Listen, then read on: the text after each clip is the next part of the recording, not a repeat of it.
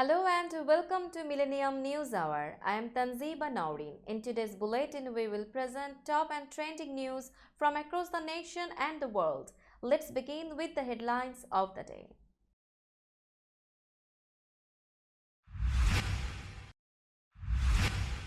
Biden issues message honoring National Police Week, vows answer is not to defund while pushing gun control. China sentences American citizen to life on spying charge.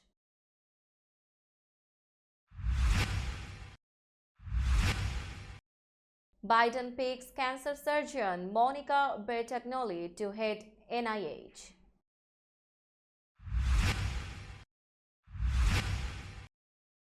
Biden-McCarthy to meet again as debt limit deal remains at a stalemate.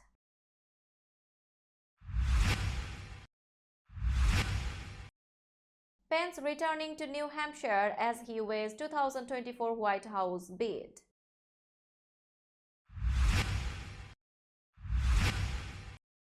Texas sends more migrants to Vice President's house.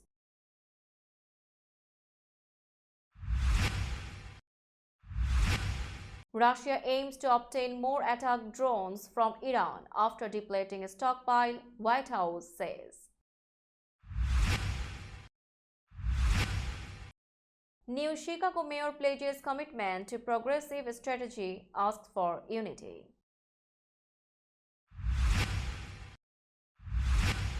UN Migration Agency elects American as first woman director, replacing her European boss.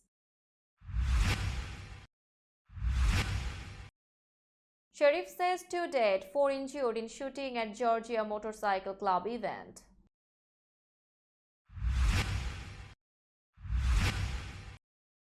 US man breaks record for longest time living underwater.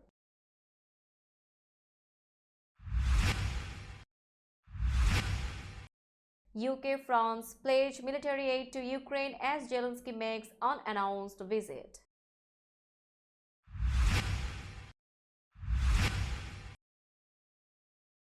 Turkey faces election runoff.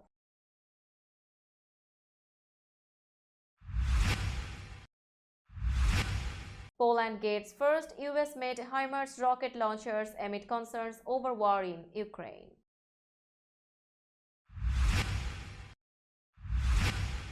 Tatum sets Game 7 record with 51 points. Celtics beat 76ers 112-88. And US overcomes Germany. Canada prevails against Slovakia in shootout at Ice Hockey Worlds. You were listening to Headlines, now news in detail. President Biden issued a video statement Monday honoring National Police Week and Peace Officers Memorial Day, affirming that the answer is not to defund law enforcement. In doing so, the Democratic president turned against the 2020 rallying cry of some members of his own party. He then went on in the 2-minute, 52-second message to tout what he deemed his administration's gun control successes. Let's be very clear, the answer is not to defund the police, Biden said. It is to provide you with the resources and training to be the partners and protectors of the communities that are in need. Biden applauded himself for signing the American Rescue Plan during the pandemic, providing $350 billion for states and cities that could be used to retain and hire more officers, pay overtime and bonuses, expand benefits for disabled first responders, and keep communities safe. The president said that so far, hundreds of communities have used more than $10 billion of those funds. An American citizen charged with spying in China has been sentenced to life in prison after it was revealed that he had been held for over 2 years.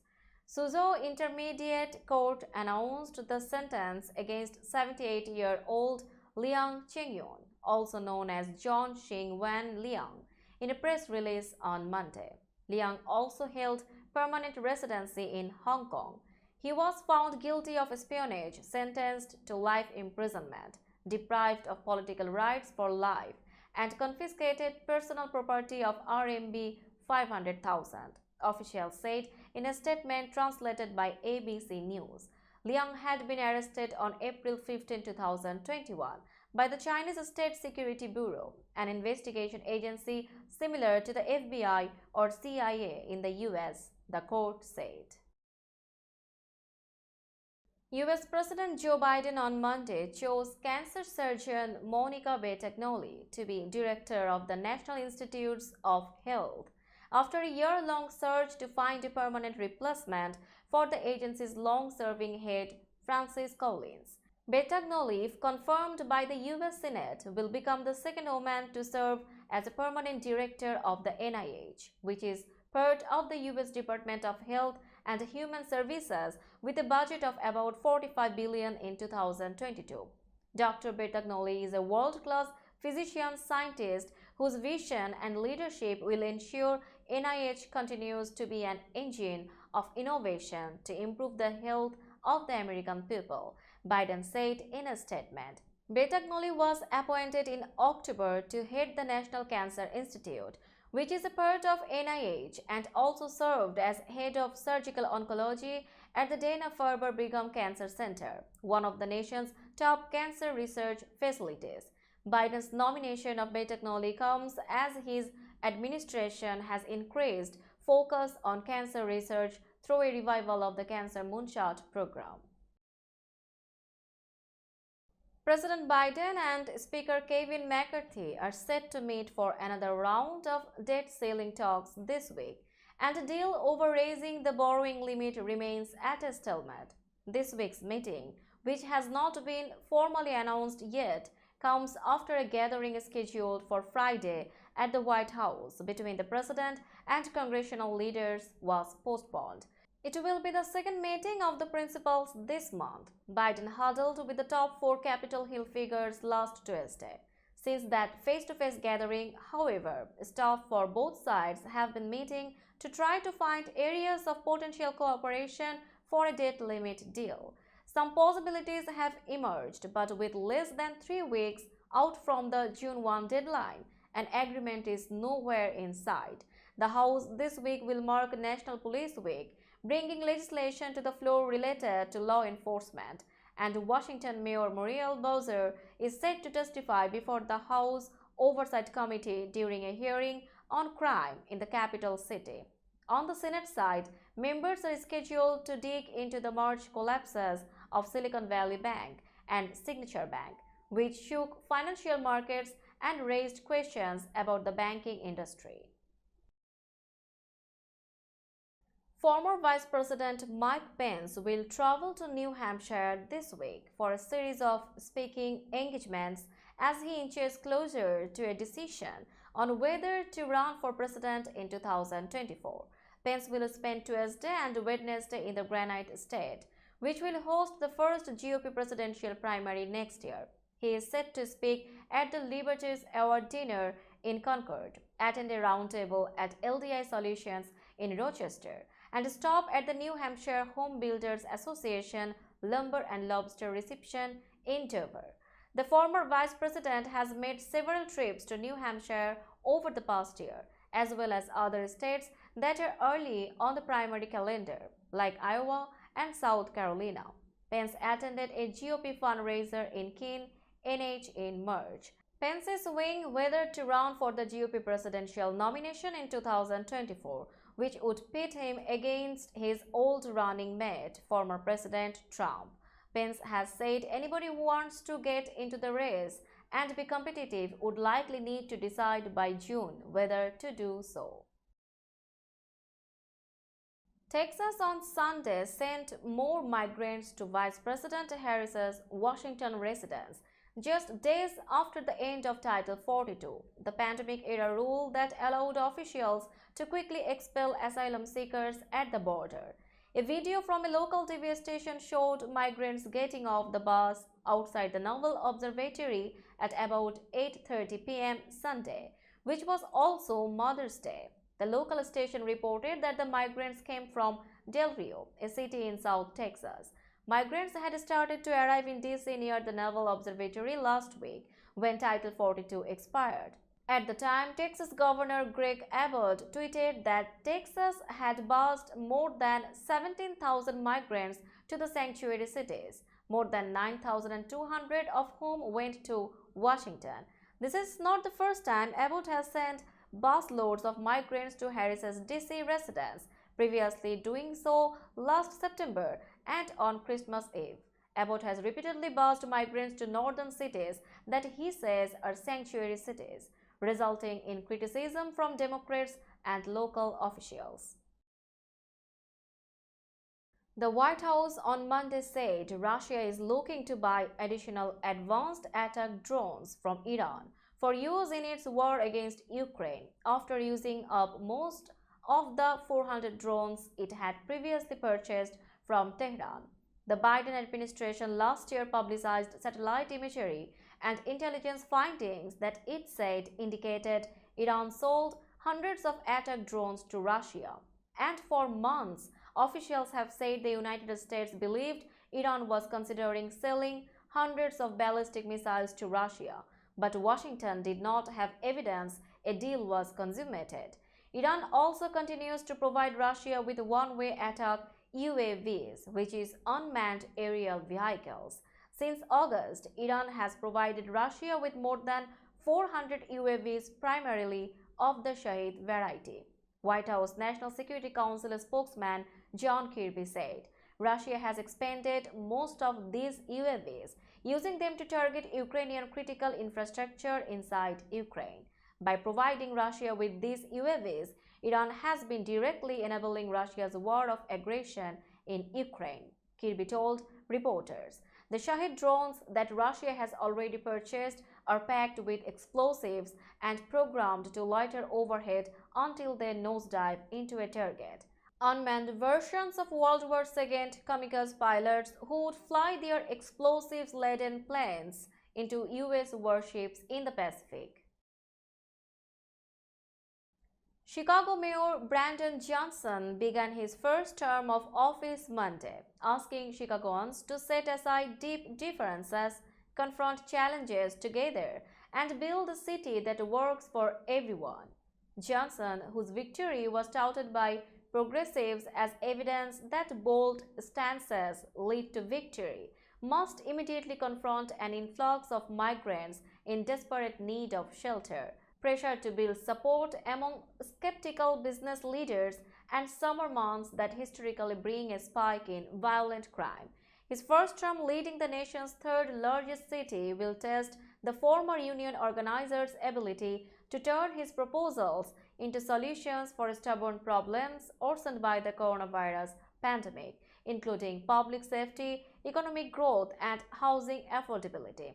Let's show the world Chicago where our heart is, Johnson said in his inaugural address before a cheering crowd. Let's build a Chicago that is the economic marvel of the state, the Midwest, and this nation. Let's build a Chicago that means our economy gets to grow by rerouting the rivers of prosperity to the base of disinvestment so that no one goes thirsty.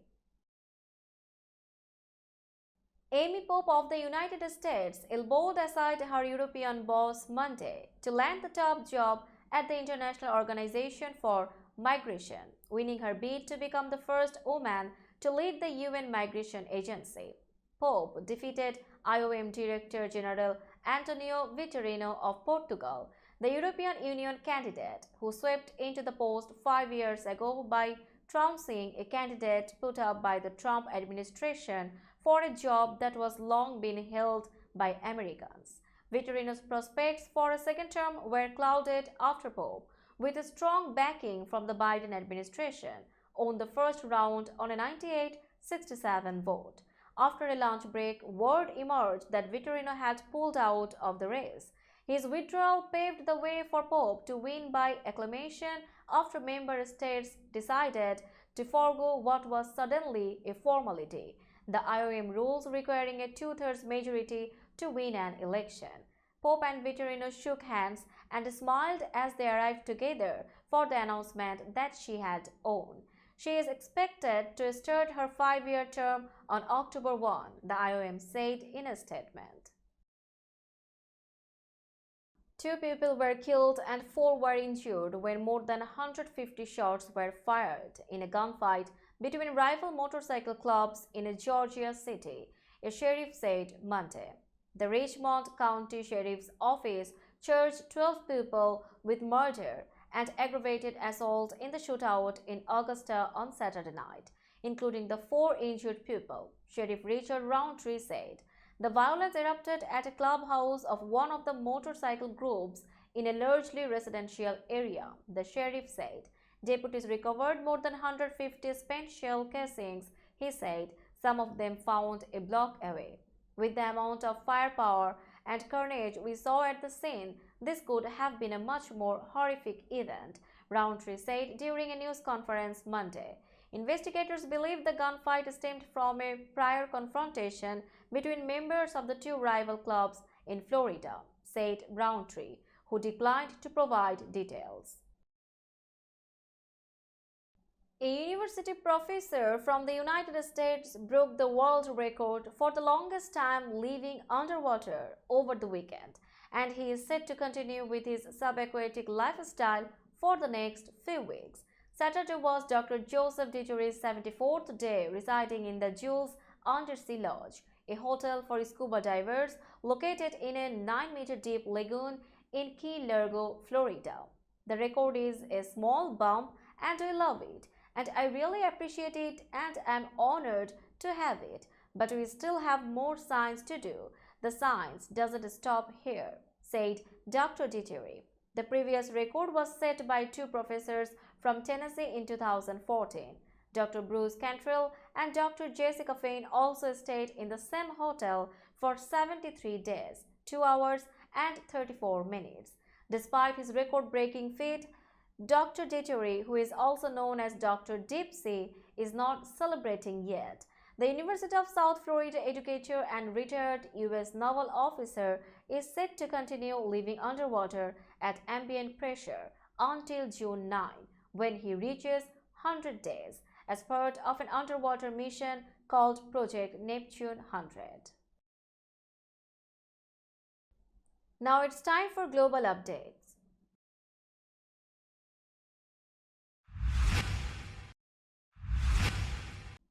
Ukrainian President Vladimir Zelensky arrived in the United Kingdom on Monday for substantive talks with Prime Minister Rishi Sunak, who said ahead of the meeting that his country would supply Ukraine with hundreds of missiles and long-range attack drones. I will meet my friend Rishi. We will conduct substantive negotiations face-to-face and in delegations, Zelensky said on Twitter. UK officials said ahead of Monday's meeting that they would send hundreds of air defense missiles and long-range attack drones with a range of over 200 km to Ukraine to aid in the fight against Russia. These will all be delivered over the coming months as Ukraine prepares to intensify its resistance to the ongoing Russian invasion, Sunak's office said in a statement. The visit came as a Russian missile strike killed 4 people and hit a hospital in eastern Ukraine. Zelensky's visit to Chequers, the Prime Minister's country house, came a day after the Ukrainian president made a surprise stop in Paris for talks Sunday night with French President Emmanuel Macron. France, in the coming weeks, will send Ukraine tens of armored vehicles and light tanks, including AMX-10RC, and will train Ukrainian troops to use them, Macron's office said. Turkish President Recep Tayyip Erdogan yesterday emerged from his toughest election test on board and in a strong position to extend 2 decades of his Islamic-rooted rule by another 5 years in a historic May 28 runoff. Turkish assets weakened on the news, which showed Erdogan just below the 50% threshold needed to avoid sending the NATO member country to a second round of a presidential election viewed as passing judgment on his autocratic rule. Erdogan's People's Alliance comprising its Islamist-rooted AK party and its nationalist partners, also appeared set to win a majority in the new parliament with 321 of the 600 seats, further boosting his chances in the presidential runoff. The winner has undoubtedly been our country, Erdogan said in a speech to cheering supporters at the AKP headquarters in the capital Ankara overnight. With 99% of ballot boxes counted in the presidential vote, Erdogan led with 49.4%, and his main opposition rival Kemal Kılıçdaroğlu had 44.96%. High Election Board Chairman Ahmet Yener told reporters. Turnout was 88.8%. Poland has received its first shipment of US-made HIMARS rocket launchers as part of a defense upgrade amid security concerns due to the war in neighboring Ukraine. Defense Minister Mariusz Blaszczak and military officials attended an acquisition ceremony at a Warsaw airbase on Monday. Blaszczak said that combat in Ukraine had proven the value of the HIMARS and that NATO member Poland was seeking to procure additional launchers, with the goal of acquiring some 500 units. We are watching the developments in Ukraine, and we know that artillery has a key role in the war in repelling the Russian invasion, he said. Under a 2019 contract, Poland is spending some 414 million to buy 18 advanced combat HIMARS launchers and 2 HIMARS training launchers, with ammunition and related equipment. The deal includes logistics and training.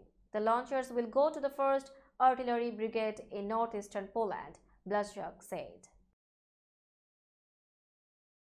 Now it's time for business news.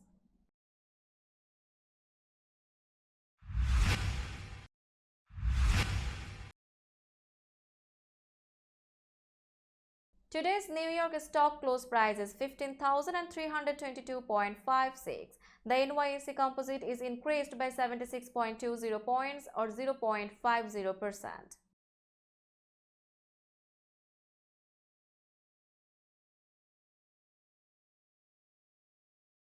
Tokyo stock close price is 29,626.34. The Nikkei 225 index is increased by 238.04 points or 0.81%.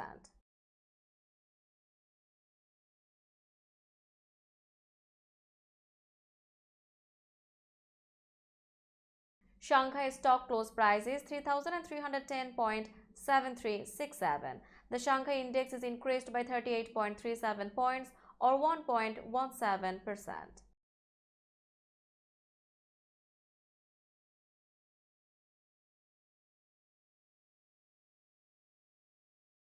Hong Kong stock close price is 19,971.13.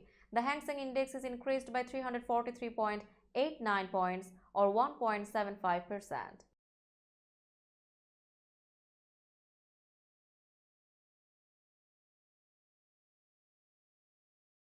Bombay stock close price is 62,345.71.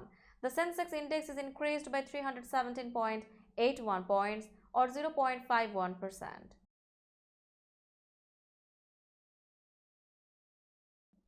Let's have a look on today's sports stories.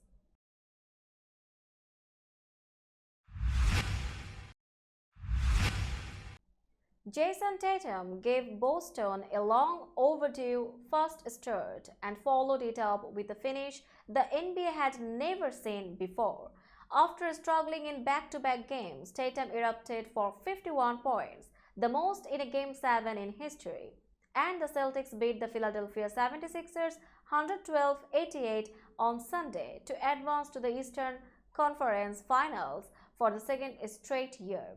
One game after missing 14 of his first 15 shots, only to awaken in the fourth quarter in time to save their season.